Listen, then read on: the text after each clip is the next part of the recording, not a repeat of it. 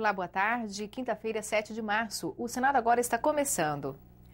Parlamentares de estados produtores e não produtores de petróleo ainda se desentendem por causa dos vetos derrubados na sessão do Congresso Nacional nesta madrugada.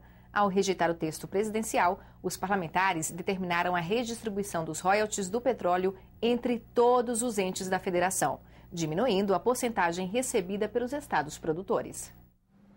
Quando o dia amanheceu, a apuração das cédulas feita pelo Prodazem, Secretaria de Informática do Senado, já tinha terminado.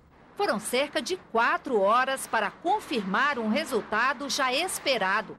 O veto da presidente Dilma ao projeto dos royalties foi derrubado com folga. No Senado, foram 54 votos pela rejeição, de um total de 63 votantes, 13 a mais do que o necessário. Na Câmara, os resultados variaram de acordo com os diferentes dispositivos vetados, mas, em média, foram 350 votos pela derrubada do veto, entre os 405 deputados votantes. Temos, como eu disse, a tranquilidade de ter, com a derrubada do veto, condição de distribuir para todos os brasileiros, dos estados e dos municípios, produtores e não produtores, a riqueza que advém da exploração do petróleo. Espírito Santo e Rio de Janeiro estão unidos nesse processo. Vamos entrar com uma ação direta de constitucionalidade. O governo do Estado do Espírito Santo já está preparado com relação a isso e a semana que vem nós iremos juntos fazer essa entrega no Supremo Tribunal Federal. A ação direta de inconstitucionalidade só poderá ser feita depois de promulgado o resultado no Diário Oficial da União. Além da ADIM, parlamentares do Rio de Janeiro e Espírito Santo passaram a manhã discutindo outra medida. Eles querem a anulação da sessão desta quarta-feira. Uma sessão tensa e tumultuada que só terminou no começo da madrugada. Se houver tumulto, eu vou suspender a sessão, tá?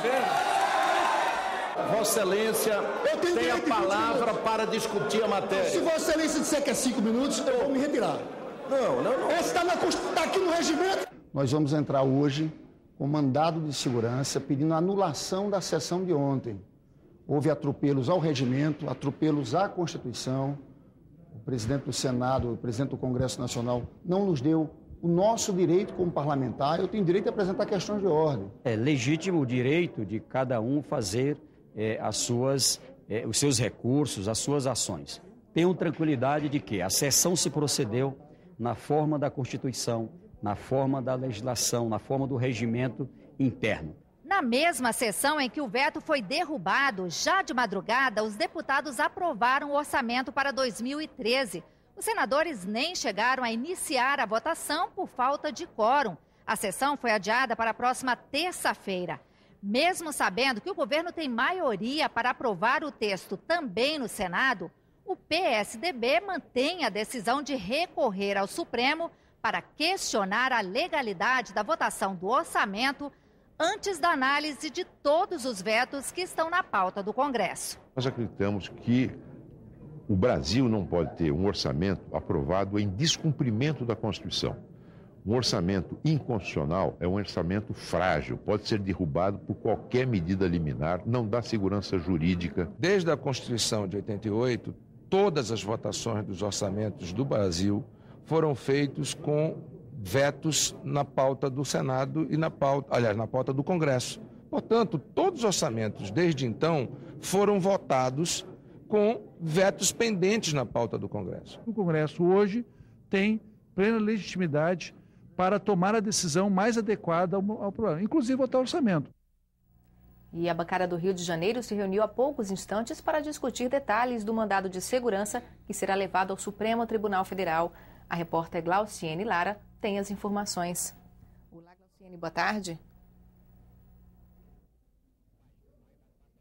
Boa tarde, Silvânia. Os parlamentares do Rio de Janeiro e do Espírito Santo confirmaram que vão ao Supremo Tribunal Federal entre 4 e 5 da tarde. Eles vão apresentar um mandado de segurança questionando o processo legislativo. Por exemplo, a falta de uma comissão para analisar o veto, como prevê o regimento.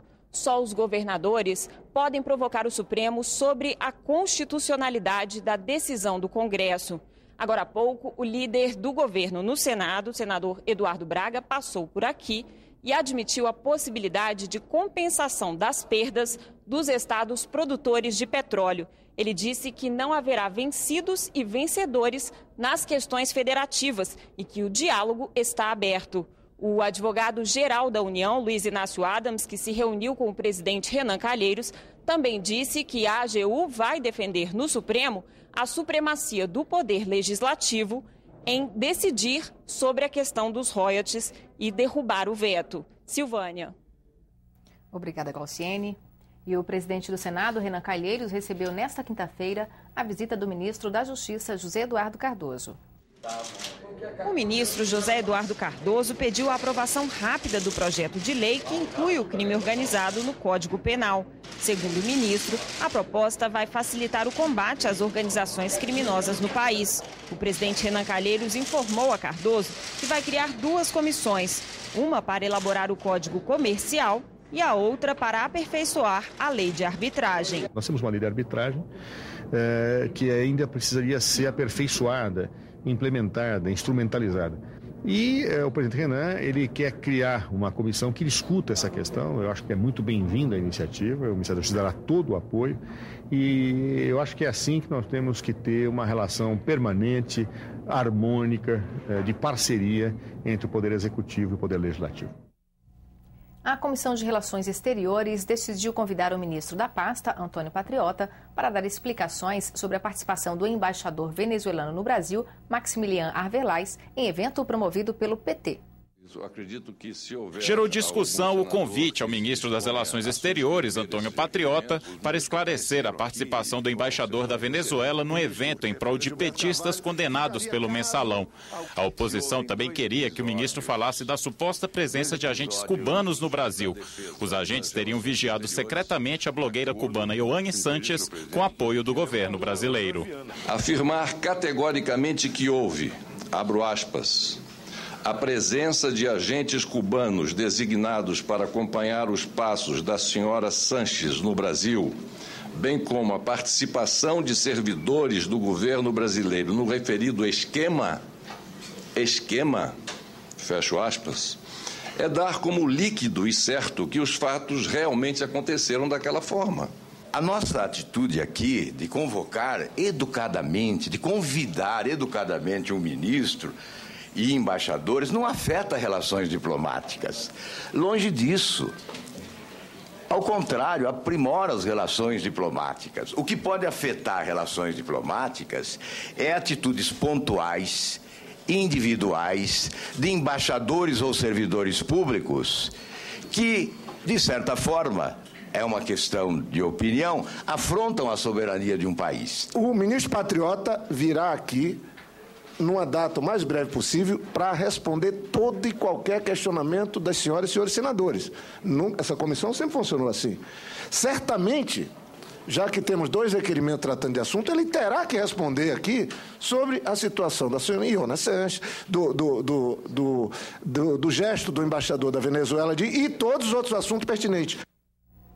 Na mesma reunião, a Comissão de Relações Exteriores decidiu convidar o ministro da Defesa, Celso Amorim, para falar da política do governo para a área. A Comissão de Agricultura e Reforma Agrária aprovou pela manhã um projeto que beneficia o setor pecuário com isenção de impostos. O texto relatado pelo senador Benedito de Lira reduz a 0 as alíquotas da contribuição para o PIS/PASEP da COFINS sobre a importação e venda de suplementos minerais para a pecuária. O projeto, que ainda precisa ser aprovado pela Comissão de Assuntos Econômicos, recebeu emenda da senadora Ana Amélia para incluir as rações concentradas entre os produtos isentos de tributos. Quando você inclui rações concentradas nesse rol de isenções tributárias, você está ajudando, porque a ração é um dos insumos mais importantes, especialmente se você considerar a pecuária leiteira, que está crescendo enormemente em várias regiões do país, desde a região norte à região sul, passando pela região sudeste e centro do país até a região nordeste. Os integrantes da comissão também aprovaram requerimento para a realização de audiência pública para debater a demarcação de reservas indígenas e os impactos sobre a agricultura brasileira. Serão convidados o ministro da Justiça e a presidente da FUNAI. O Senado agora termina aqui. Veja a seguir a sessão plenária ao vivo. Para você, uma boa tarde e até amanhã.